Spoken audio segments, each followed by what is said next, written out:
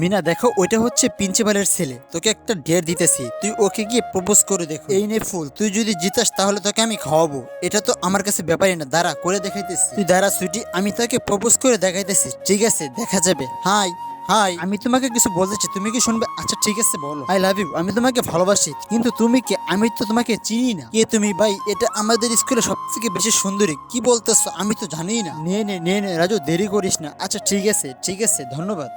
সুইটি ডান। হ্যাঁ দেখেছি, ডান। আরে শোনো, আমি তোমাকে ভালোবাসি না। ওই দেখো, সুইটি আমাকে চ্যালেঞ্জ দিয়েছিল যে আমি তোমাকে পটাতে পারবো কিনা। দাও আমার ফুল, আমাকে দাও। এটা একটা ডিয়ার ছিল। আর তুমি কিছু মনে করো না। সরি ইয়ার, আমাকে ক্ষমা করে দিও। Bye bye.